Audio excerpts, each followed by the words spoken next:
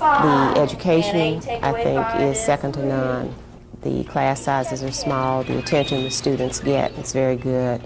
The requirements are strict and I think very rigorous, and we expect a lot out of them. And the kids rise to that level of expectation. Put it on your desk. Lay your jacket on the desk. Once I got married and started having children, I knew that this is where I wanted to be. This is a great place to be as a child and as a teacher. There are certain universal truths that transcend our differences. Among them is a desire to provide a good education and strong spiritual support for our children.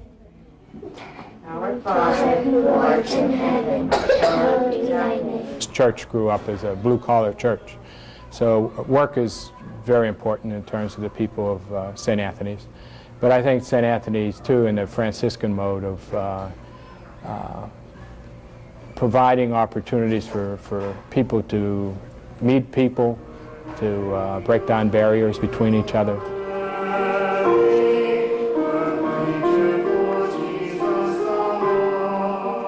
That has been the mission of St. Anthony Catholic School in Charleston.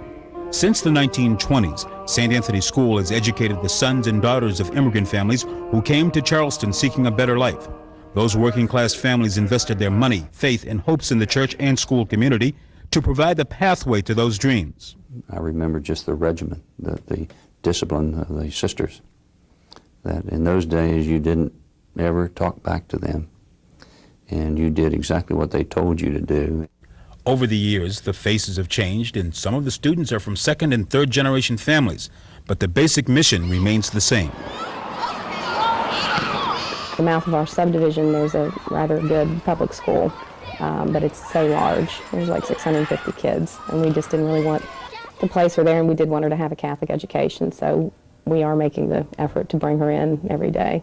So it wasn't an automatic decision. We had kind of thought about it, but we thought it was the better choice.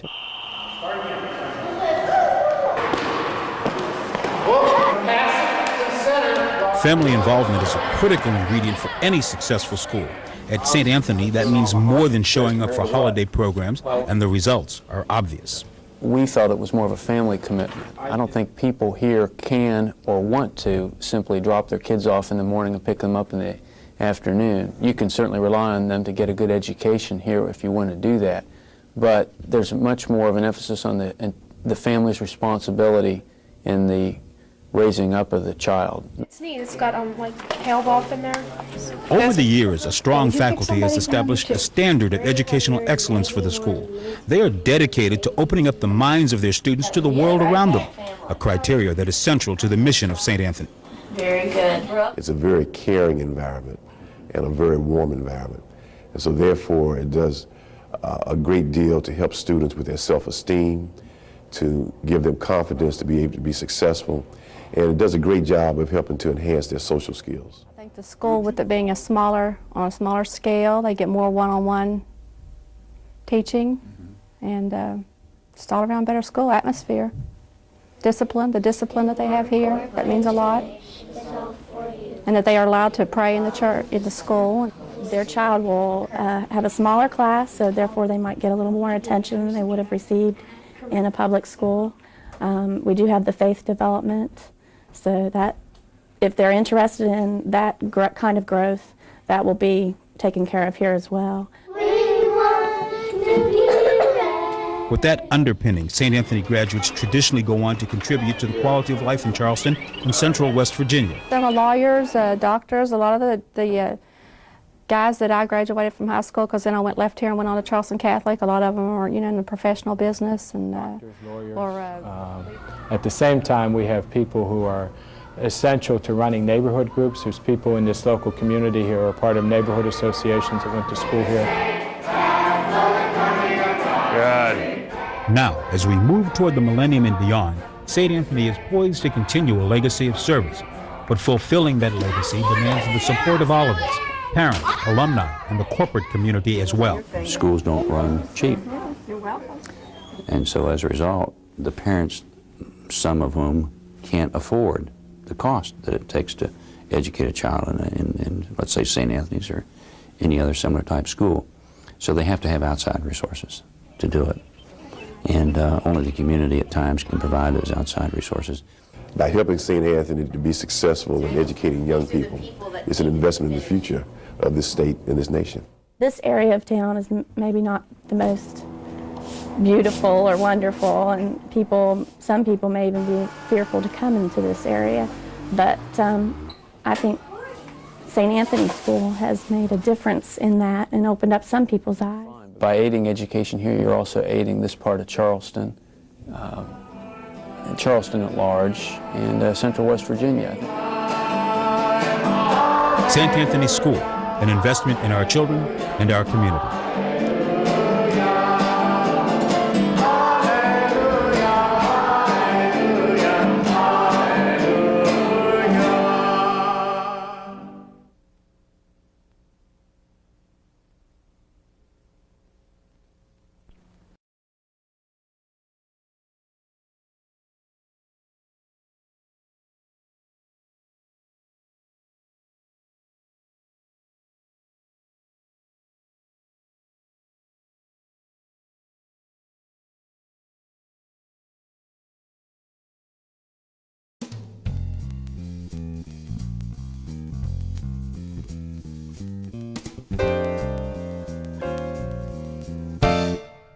When summer rolls around, most people assume it's time to relax and take some time off. But in one South Carolina town, it's when a very determined black woman is working her hardest to change the future of her community. Keisha Hayes has more on the Freedom Academy. Oh, the dreaded summer school. If you're a child, it's probably not where you would expect to find freedom between early June and mid-August. But for these children, it may be the route to academic success rather than failure. He said, you all gonna send this little scrawny child to fight me, the champion? This is Freedom Academy in Batesburg, Leesville, South Carolina. It's a place that's not much more than a wide spot on the road between Aiken and Columbia. So who cares? When they finish the dictionary, you need to start looking up some adjectives in there. Juanita Davis and some local parents care because their school system of only 2,400 students faced a crisis. When we found out that the school system was not going to be able to do a summer program, I started thinking about the Freedom School that I had seen in North Carolina. And gradually I started looking at that, but also trying to tailor it to meet what we need here. And so it became Freedom Academy because it added remediation, it added math, and there was all these other components that just wasn't a part of Freedom School. So, you know, I started talking to family and friends about the possibility of doing it. While talk is cheap, running a summer school program without taxpayer support isn't. So Davis, a former grants writer, called on some friends for donations, held rummage sales in her front yard, begged, borrowed, and even pleaded with the community to make it work. The idea eventually took hold with some parents, but not everyone shared her vision. It makes the black people realize that the white folk can, black folks can do it too. Not only white folks can start a school or be successful in anything like that, but black folks can do it too. You know, that's the problem. Us black folks don't want to venture out, and we don't want to take the risk to do something. When local black churches were unable to help, Davis turned to the school system. Our community, which is very supportive of our schools during good times and bad times, realized that this was not a good time for our community, for our school district as well as our state, and they were pretty much willing to step up to the plate. So it was a grassroots effort. These are our children. I think that's what our community said. Why can't we do something? You know, we've depended upon the school all these summers to do this, and times are tough now. Why can't we do something? And all of a sudden, you know, they were offering space, free space, and use of an activity bus at a nominal rate per mile, and it just gradually began to take shape. Then I had to, speed things up and find volunteers and get someone to drive the bus, and went on a lot of verbal promises to do things, and when June 3rd rolled around, we opened. Opened with adult volunteers and a few paid junior counselors who were home from college for the summer. It was a decision made with the future in mind. I think that when people are connected to the community, once they get their degree, they're more likely to come back home. And for the most part, that doesn't happen a lot here. For the most part, these counselors would have never considered this kind of work until they discovered the rewards. I feel like I'm rewarded day after day, making another kid smile. That's it. Just making someone else smile and keeping most of them off the street. Alvin Staley was set on a career path as a pre-law major at the University of South Carolina when this opportunity came along. At Freedom Academy, Staley found himself working with some children who had failed the state's mandated achievement test. Motivated by incremental progress, he saw change for the better. I'd rather for them to read words that's at least 7, 8 letters now and understand it and sound it out and figure out exactly how it is. When they get to those 12, 13-letter words, they'll be able to pick it up like that instead of just sounding it out. They'll be able to know exactly what this word is saying to them. By day, Freedom Academy focused on remedial needs of the children, but one evening a week, the roles reversed as adults again became students in free parenting classes. One name and a block. Participation in at least half of the skills sessions was mandatory to keep a child enrolled in the enrichment program. Local educators hope the skills taught for both groups will have some long-term impact. So they're gonna grow. I think they're gonna mature. They're going to probably even be better citizens and maybe better parents themselves when they get to that point in their lives. In this place, many hailed Juanita Davis for her perseverance and her vision. But as the fundraiser, curriculum director, chief cook, and bottle washer for Freedom Academy, she downplays the accolades. I'm just an everyday person who decided that I wanted to make a difference.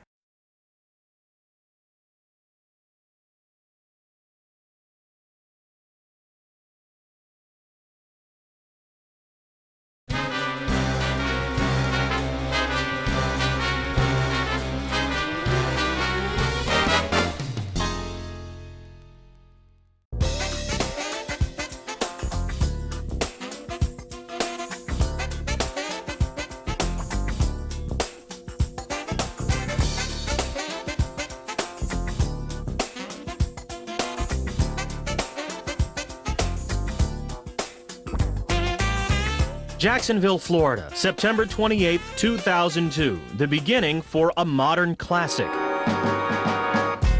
2 historically black colleges, Shaw University from Raleigh, North Carolina, and Edward Waters College from Jacksonville, Florida, meet in the first annual Willie E. Gary Classic. Come on, program. Read all about it. It's a matchup between 2 schools that had once given up on football.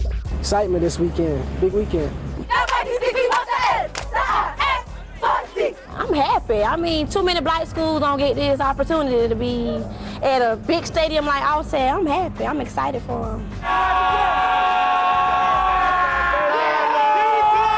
I'm excited. I'm crunk about the game. I'm, really happy. I want to be there. Getting to this day was more than a notion for MB Chairman Willie Gary. When I donated the money to Shaw University to start their program and to Edward Waters, the idea came up that maybe we should have a classic to honor Willie for what he's done for both schools. And they thought of the classic. And then my mind started turning. I said, well, why not use this as a way to raise money for scholarships for both of these historically black schools? The city of Jacksonville is hyped at the possibilities of what an annual football classic can mean to the city. Certainly it's a pride factor. Again, when you get someone like Mr. Gary, who's known throughout the world, to put his name to something and bring it to Jacksonville, that certainly is something that the city can be proud of, that he chose this place to have the game when he could have gone anywhere. This is the first time that both schools are getting a chance to appear in a nationally televised football game. With Willie Gary and everything, with the NBC network, that allows us to recruit in other areas that people never even heard of Edward Waters College. I mean, people in Detroit, wherever the NBC is being broadcasted at, now we can go in and they can say, hey, we saw you on TV against Shaw. The exposure, it allows us from a recruiting standpoint to show kids that, even though we are a new program, that we are one of the up-and-coming football programs, in the historically black college and university circuit, as well as, across the country. Watch me! I got got it. Watch me. I got it. Hey! It's also a rare chance for the players to be seen by their families, exposure they can only get because of MBC's commitment to historically black colleges.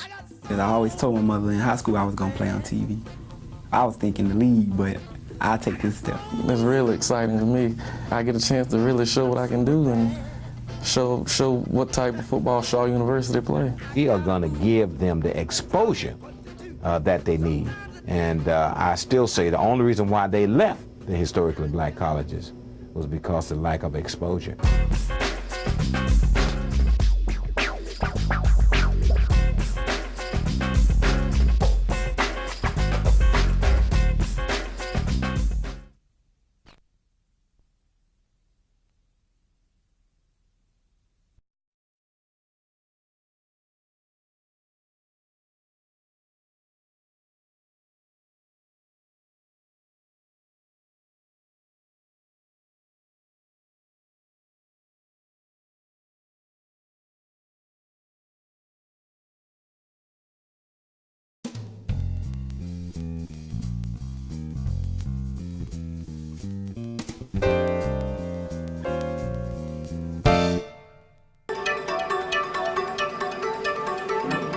Whether it is information technology and computer management, cosmetology, culinary science, early childhood education, aviation, or allied health sciences, filling the need for well-trained workers is the mission of Atlanta Technical College. I don't have to be like any other schools in this area. My niche is technical education, and my goal is to be the very best that we can be in technical education. Since its founding in 1945, the institution has grown from a trade school to one of the top technical schools in Georgia, with an enrollment of more than 2,800 full-time students. Today we are the 5th largest technical institute, and I might add the 5th largest technical institute, but we do not have a satellite center or satellite campuses. A unit of the Georgia Department of Post-Secondary Education, Atlanta Technical College is located on a 45-acre campus with easy access to downtown and served by public transportation. It is at the forefront of training people for today's job market. The food industry is booming. Right now, we just don't have enough people in the culinary arts or food service to supply the demand. I get, on the average, about 5 calls a week, and that may be a little underestimated, looking for trained people. That's because the need right now is for trained child care workers or people who have certification in early childhood education. The students are a cross-section of the community, ranging from those just out of high school to others seeking a career in emerging technologies. Graduates can earn an associate degree of applied science in many disciplines, including newly added degree programs in early childhood education and computer information technology. Atlanta Technical College is also providing opportunities for advanced information technology, training through its recently certified Cisco System Academy. Right now, all the companies need people to man these computers, and I think computer is also an advancing technology, which everybody is embracing. In the next few years, degrees will be offered in dental hygiene, medical lab technology, and paralegal studies. In every course of study, there is a basic educational philosophy of skills, competence, and confidence that defines the Atlanta Tech experience. The skills are knowing what to do for children. The competence is how you do those things, when to do those things, and then the confidence is knowing that you can do them. Atlanta Technical College is also a leading career development option for people making the transition to the private sector.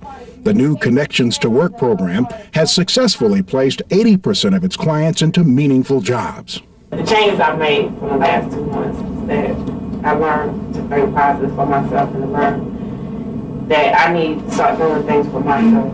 And when I came to the class, I was like, this is not the class I want to be in and stuff. And I was like, I had the attitude I wasn't going to do it and stuff. But when I met Ms. Hayes and Ms. Clemens also, she was like, girl, go on to class, you can do it. I had a student this quarter who had a job that's in her neighborhood. She said, I am so excited I can take my girls to school, go back home and prepare lunch for my family, start my dinner, and then go back to work on my lunch break. Recognizing that the workforce is rapidly changing, the college also addresses the educational needs of students for whom English is not their primary language. Along with job-specific training, students also learn work ethics, which employers demand. One of the #1 things that they say to us is that they want employees not only who are occupationally trained, but who can get to work on time, who are team players, who understand respect in the workplace, who have good character. And from there, in the meantime, educational opportunities are not limited to the campus. Each year, a select group of students participates in an international exchange program with an institution in Detmold, Germany. That program will also expand to include opportunities for study in London. That exchange also includes visiting faculty members whose expertise provides a wider view of the world. No matter where they are from, the faculty extends its commitment beyond the formal course of study. One thing that we try to stress in our students is that we want them to develop a desire for lifelong learning. As Atlanta continues to grow, the college is preparing itself to be ready. Plans are already in place to construct a new multi-purpose complex to meet future needs. The new building itself would allow for additional classroom space in this current facility. It would afford us an opportunity to provide a conference space for the business community at no charge. The school also hopes to build a $17 million allied health center and technology complex to handle the growing demand in those fields. Plans are also in the works for a major renovation to existing classrooms and equipment upgrades. Working with a multitude of public and private sector partners, Atlanta Technical College remains committed to providing a top-flight education for those willing to pursue excellence. Each student is a part of me. I'm investing that part in the student, If it means coming in early, staying late, it's an investment in that student because that student represents me. He represents this institution. Atlanta Technical College, where progress is our priority.